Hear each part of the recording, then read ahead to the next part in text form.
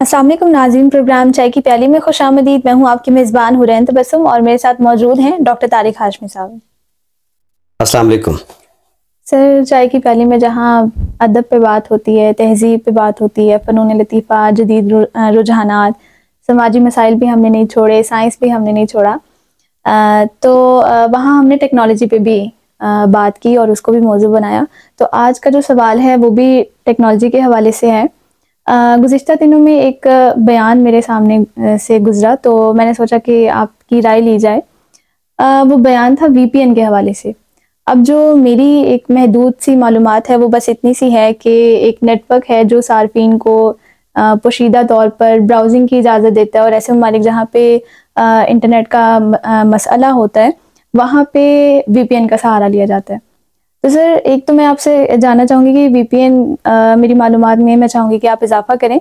और सर, फिर एक बयान ये सामने आया बाज़ उलमा की तरफ से कि वीपीएन का इस्तेमाल हराम है। तो ये बड़ी वो मेरे लिए तो बहुत चौंका देने वाली बात थी कि वीपीएन का इस्तेमाल हराम है। तो आपसे जानना चाहूँगी कि ये जो वीपीएन को गैर शरई करार दिया है, तो आप इस पे क्या कहेंगे?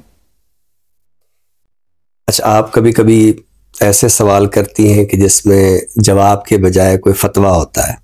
आप मुझसे फतवा मांगती हैं। तो फतवा देने से तो मैं रहा, और कोई चीज़ शरई है या गैर शरई है, ज़ाहिर है इसका फैसला तो उलमाए कराम ने करना है। ठीक है। ये जो वीपीएन का मामला है, एक तो ये एक मुखफ़फ़ है, यानी वायरल प्राइवेट नेटवर्क। तो जैसे आपने बताया कि वो ममालिक के जहाँ कोई नेटवर्क का इशू होता है तो ये एक सहूलत ऐसी होती है कि लोग नेट इस्तेमाल कर सकते हैं। तो ये सिर्फ ऐसा नहीं है कि इंटरनेट का मसला होता है, बल्कि दुनिया भर में जो ममालिक हैं वो अपनी कौमी सलामती के लिए जो नेट है या मुख्तलिफ जो वेबसाइट्स हैं या सोशल मीडिया की जो बाज़ सहूलतें हैं तो उन पे पाबंदी आयद करती है, जुज़वी या कुल्ली तौर पर। और इसमें सिर्फ हमारा मुल्क नहीं है, ईरान है, चाइना है, वस्त एशिया के ममालिक हैं, जो अरब ममालिक हैं, यानी दुनिया भर में जहाँ जहाँ भी हुकूमतें ये महसूस करती हैं कि ये जो वेबसाइट्स हैं ये हमारी कौमी सलामती के लिए या जो हमारी कौमी अखलाकियात हैं उनको नुकसान पहुँचा सकती हैं, तो वो उन पर पाबंदी आयद कर देती हैं। और फिर उन वेबसाइट्स तक जो रसाई का एक ज़रिया होता है वो वीपीएन होता है। अच्छा, अब वीपीएन जो है, ज़ाहिर है कि उसका इस्तेमाल कानूनी और गैर कानूनी, ये तो हम बता सकते हैं कि भी जब इस पर पाबंदी हुकूमत की तरफ से आयद कर दी गई है तो इसका इस्तेमाल जो है वो ज़ाहिर गैर कानूनी होगा। ठीक है। अब रहा ये सवाल कि ये शरई है या गैर शरई है, या ये हराम है या हलाल है, तो पिछले दिनों हमारे एक बैनुल अक़वामी आलिम दीन ने ये भी कहा था कि यूट्यूब की कमाई जो है वो हराम है। लेकिन इसी यूट्यूब पे जो उलमाए कराम है वो मौजूद हैं, उनके चैनल्स भी हैं और उनकी अपनी जो एक रसाई के ज़राए हैं वो यूट्यूब पे मौजूद हैं। बात यह है कि एक बात हमें समझ लेनी चाहिए। मैं कभी कभी दोस्तों को इकबाल का एक मिसरा सुनाया करता हूँ, जो इकबाल ने शायद कहीं 1907 में कहा था कि ज़माना आया है बेहिजाबी का, आम दीदार यार होगा। यानी यहाँ आप बेहिजाबी और दीदार यार को अगर महदूद मानों में ना लें, हर वो चीज़ जो मतलूब है, जिसे आप देखना चाहते हैं, जो जिस पर हिजाब है और आप उसे बेहिजाब देखना चाहते हैं, तो ज़माना आ गया है बेहिजाबी का, और आम दीदार यार का जो वक्त है वो भी आ गया है। अब ये जो पाबंदियां हैं ये ज़ाहिर है कि सरकारी तौर पर लगती रहती हैं। जैसे मैंने कहा कि हर वो हुकूमत जो किसी मामले को देखती है कि ये वेबसाइट हमारे लिए, हमारी कौमी सलामती के लिए, कौमी अखलाकियात के लिए ममनू है, तो वो उसको उस पर पाबंदी आयद कर देती है। लेकिन फिर यही वीपीएन है जिसके ज़रिए लोग उस तक रसाई हासिल करते हैं। अब आप अगर वीपीएन पर भी पाबंदी आयद करेंगे तो हो सकता है कि कोई और सहूलत ऐसी आ जाए, जब तक कि ये एलॉन मस्क और इस तरह के लोग मौजूद हैं तो ये आपके लिए सहूलतें जो है वो पैदा करते रहेंगे। तो मेरा नहीं ख्याल कि आप ये कहें कि VPN का इस्तेमाल शरी है या गैर शरी है या हराम है या हलाल है। अच्छा, दीनी मामलात में जो एक अमूमी तजुर्बा देखा है ज़मानी लिहाज से, मैं फिर कहूँगा कि मैं आलिम दीन के तौर पर कोई फतवा देने से गुरेज करूँगा, ज़ाहिर है मेरा ये शोबा नहीं है, लेकिन जो ज़मानी लिहाज से हम एक तरतीब देखते हैं कि जब भी कोई नई चीज़ आती है, यानी प्रेस आया तो छपी हुई किताब हराम है, लेकिन अब छपी हुई किताब जो है वो हराम नहीं है, वो हलाल है। कुरान हकीम है वो भी छपी हुई किताब है, जो अहादीस की किताबें हैं तो वो भी छपी हुई किताबें हैं। तो वो जो चीज़ माजी में हराम करार दी गई वो बाद में क्या हो गई, वो हलाल हो गई। इसी तरह करेंसी नोट आया तो ये भी हराम है और बाद में ये हलाल हो गया। बल्कि वो एक दिलचस्प लतीफ़ा है कि वो आलिम दीन के पास जब लेके गए कि आप इस करेंसी नोट को हराम करार दें, तो उन्होंने कहा मेरा फतवा नहीं चलना, ये नोट चल जाना है। तो ये एक ज़माने की रविश है, इसे हमें समझना चाहिए कि आपके हराम करार देने से कोई चीज़ हराम हो नहीं जाएगी। एक वक्त आएगा कि आप खुद उसे हलाल करार देंगे। तो जैसे मैंने ये करेंसी नोट की मिसाल दी है, ये छपी हुई किताब की मिसाल दी है, तो इसी तरह जब हम टेक्नोलॉजी में आते हैं तो लाउड स्पीकर भी हराम हुआ, रेडियो भी हराम हुआ, टेलीविज़न भी हराम हुआ।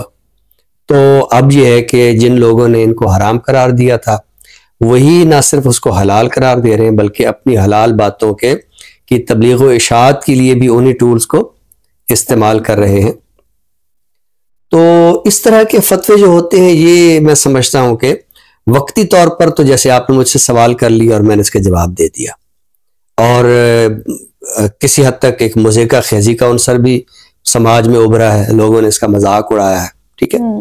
लेकिन आखिर कब तक, यानी चले आपने VPN को हराम करार दे दिया और उस फतवे के तहत हो सकता है कि बाज़ लोग रुक भी जाएं, लेकिन अगर VPN के बाद फिर आपके पास कोई और सहूलत आएगी तो क्या आप उस पर आप फतवा आयद करेंगे? मेरे साथ ही ख्याल ये है कि जैसे इकबाल ने कहा है कि ज़माना आया है बेहिजाबी का, आम दीदार यार होगा। तो बेहिजाबी के इस कल्चर को हमें समझना चाहिए। मैं फिर कहूँगा कि यहाँ हिजाब और मैं किसी यानी मखसूस मानों में नहीं रहा, ये जो बेहिजाबी का कल्चर है जो इंटरनेट के ज़रिए है, जो वेबसाइट्स के ज़रिए है, आप इन पर जितनी भी पाबंदियां आयद करेंगे तो इन पाबंदियों ने चलना नहीं है। बात वही है कि मेरा फतवा नहीं चलना, करेंसी नोट ने चल जाना है। तो ज़माने की अपनी एक लहर होती है, ज़माने की अपनी एक मौज होती है। एक वक्त में कोई चीज़ बहुत अजीब लग रही होती है, एक वक्त में आप किसी बात का तसव्वुर भी नहीं कर सकते हैं, लेकिन एक वक्त आता है कि तसव्वुर तो क्या, वो अमली तौर पर ऐसे आपके सामने होती है कि आप उससे छुटकारा नहीं हासिल कर सकते। तो ज़हनी आज़ादी, आपने जितने भी चाय की प्याली के प्रोग्राम मेरे साथ किए हैं, आपने बुनियादी मसला जो मेरे साथ देखा होगा कि मैं अपने नाज़रीन को, अपने तालिब इल्मों को, अपने मुताल्लिकीन तक ये बात बहरहाल पहुँचाना चाहता हूँ कि ज़हनी आज़ादी बहुत बड़ी नेमत होती है, और ये ज़हनी आज़ादी आपको जहाँ से भी मिलती है आप उसे हासिल कीजिए। कौमी सलामती के तहत आपने जिन वेबसाइट्स पर पाबंदी लगानी है, आप उन पर आप पाबंदी लगाइए, वो आपका कानूनी हक है और वो होना चाहिए। और मैं एक बार फिर यहाँ कहूँगा कि जिस तरह हम घरों में अपने बच्चों की या तालीमी इदारों में तालिब इल्मों की ज़हनी तरबियत करते हैं, तो हमें इसी तरह कौमी सतह पर भी ज़हनी तरबियत करनी चाहिए। ये जो चेक एंड बैलेंस का मामला है ये अब हमारे हाथों से निकलता जा रहा है। हमें बच्चों की, तालिब इल्मों की और बहैसियत कौम, मिन हैसुल कौम जो अरबी में कहते हैं, तो मिन हैसुल कौम हमें तरबियत की तरफ जाना चाहिए, ना कि इस तरह के फतवों की तरफ या इस तरह की पाबंदियों की तरफ। बिल्कुल सर, हमेशा की तरह आज की गुफ्तगू भी आपकी बहुत जामे नोयत की थी और फिक्र अंगेज़ थी, एक नए पहलू की तरफ हमें सोचने पर मजबूर करती है। नाज़रीन, इसी अहम गुफ्तगू के साथ बढ़ते हैं प्रोग्राम के अगले हिस्से की जानिब, यानी तख्लीक की जानिब। आज हम बात करने वाले हैं हुसैन आबिद के हवाले से। बहुत अच्छे शायर हैं और मौसीकार भी हैं, जर्मनी में मुकीम हैं। आपके शेरी मजमूओं में उतरी कूंजे, बहते अक्स का बुलावा, कहकहा इंसान ने ईजाद किया और कागज़ पे बनी धूप, ये जो आखिरी शेरी मजमूए, आखिरी जो दो शेरी मजमूए जिनका मैंने जिक्र किया, कहकहा इंसान ने ईजाद किया और कागज़ पे बनी धूप, ये दो शेरी मजमूए आपके 2-3 शायरों ने मिलकर नज़्म तहरीर की, जिनमें हुसैन आबिद के अलावा जावेद अनवर और मसूद कमर साहब शामिल हैं। तो सर आज इनके हवाले से क्या अता करेंगे? अभी इनका एक ताज़ा मजमूए कलाम आया है, खड्डियों पर बुने लोग। तो इससे मैंने एक नज़्म मुंतखब की है, नस्र नज़्म है, और ये अपने नाज़रीन की नज़र करते हैं। कबूलियत की घड़ी ये उन्वान है। मौत के पुजारी मुर्दा छातियों पर तमगे सजाए, दस्ता दर दस्ता देवी का माबद तामीर करते हैं। वाह। और अर्जल अबुल हवसों को परोहत की इबा पहनाकर बारूदी असा थमा देते हैं। वाह। जिल्लत और शिकस्त से लदा दिन उठाए, खलकत माबद के सुनहरी गुंबद तले रोने, सांस लेने, कमर सीधी करने, जूक दर जूक जमा होती है। बहुत खूब। परोहत उनके बीच मुनाजात की झाग उड़ाता, बारूदी असा घुमाता, उनकी अजली थकन को चकरा कर पिघला कर नफरत के लावे में ढालता है। वाह, क्या कहने। लावा खलकत के कान, मुंह, नथनों, आंखों और मसामों से फूट निकलता है। वाह। लोग जूतों, डंडों, हथौड़ों, कुल्हाड़ों, ईंटों से एक दूसरे को मार मार कर देवी के कदमों तले अलाव में झोंकते जाते हैं। कटती फटती जलती रूहें माबद की चिमनियों से निकलती हैं। वाह।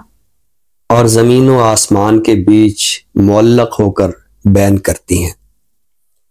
जहां महाराक्षस के तेज नजर फौलादी परिंदे चकराते हैं। वाह। दूर सुनहरी कुआरियों में घिरा आसेबी हाथ में ग्लोब घुमाता महाराक्षस जान लेता है। पुजारियों की मेहनत रंग लाई, इन पर मिनहसुल कौम रहमत नाजिल करने की घड़ी आन पहुंची। वाह, क्या कहने। बहुत खूबसूरत, बड़ी ही उम्दा नज़्म आज आपने अता की। नाज़रीन, इसी के साथ बढ़ते हैं प्रोग्राम के आखिरी हिस्से की जानिब, यानी किताब के तारुफ की जानिब। तो सर आज इस सेगमेंट में कौन सी किताब का तारुफ पेश करेंगे?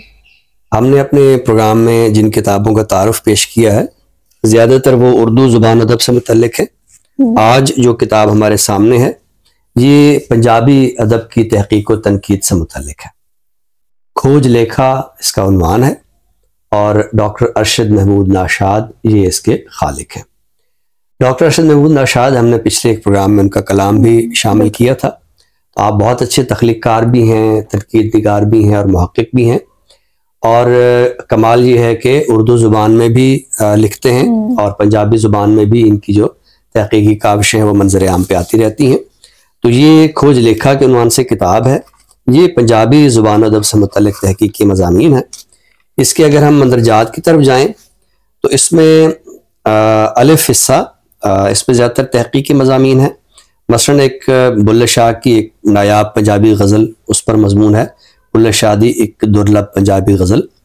इसी तरह पंजाबी अदब दे कुछ कलमी निसाब नाम है, ये भी बहुत उम्दा तहकीकी मजमून है। छाछी बोली दा लिसानी मुहांदरा, कोई भी ज़ुबान होती है तो उसके मुख्तलिफ लब लहजे होते हैं, मुख्तलिफ बोलियाँ होती हैं। तो पंजाबी ज़ुबान अदब का जो एक छाछी लहजा है या बोली है तो उससे मुतल्लिक एक लिसानी मुहांदरा यानी उसके जो लिसानी नकूश हैं वो इस मजमून में ज़ेर बहस आए हैं। इसी तरह मुल्ला अब्दुल मजीद दी अनछपी लिखत हिकायतुल अबरार, ज़ाहिर है कि एक उनकी नायाब किताब है जो कि शाये नहीं हुई है, हिकायतुल अबरार, तो उसका तारुफ है। उसके बाद हम देखते हैं कि तनकीदी मज़ामीन है और पंजाब का जो हमारा क्लासिकी वर्सा है, ख़ुसूसन जो हीर वारिस शाह है, तो उस पर बहुत अच्छे मज़ामीन हैं। ये हीर वारिस शाह विच टाकरे और इसी तरह इशारिया है हीर वारिस शाह का। शाह हुसैन की काफ़ियों पर बहुत अच्छा और बहुत उम्दा मजमून है। और आखिरी हिस्से में कुछ मखतूतात का जिक्र है। एक कुतुबखाना मक्खड़ शरीफ के पंजाबी ख़ती नुस्खे, उनका एक तारुफ है। और मियाँ मोहम्मद बख्श दियाँ कुछ लिखता दे कलमी नुस्खे। ये मैं समझता हूँ कि हमारा जो मुहक्किक है वो बाज़ ऐसी नायाब चीज़ें अगर मंजर आम पे लाता है कि जिससे अब तक के अदब के जो तहकीकी नताइज हैं उनमें कोई नयापन सामने आता है, या एक ऐसा नतीजा सामने आता है कि अब तक के जो नताइज हैं या तो वो कुली तौर पर रद्द हो जाते हैं या उनको एक और एंगल से जो है हमारे नाक़दीन जो है वो देखना शुरू करते हैं। तो मैं समझता हूँ कि इस किताब में ऐसे मज़ामीन हैं कि जिनमें नई तहकीक है और हमजहत मज़ामीन है। खोज लेखा इसके मुसन्निफ़ हैं डॉक्टर अरशद महमूद नाशाद। बहुत खूबसूरत, हमेशा की तरह अहम किताब का तारुफ पेश किया आपने। नाज़रीन, इसी के साथ ही हम आपसे इजाज़त चाहेंगे। नए मौजू के साथ इंशाल्लाह आपकी खिदमत में दोबारा हाजिर होंगे। तब तक के लिए अपनी मेज़बान हुरैन तबस्सुम और डॉक्टर तारिक हाशमी साहब को दीजिए इजाज़त। अल्लाह हाफ़िज़। अल्लाह हाफ़िज़।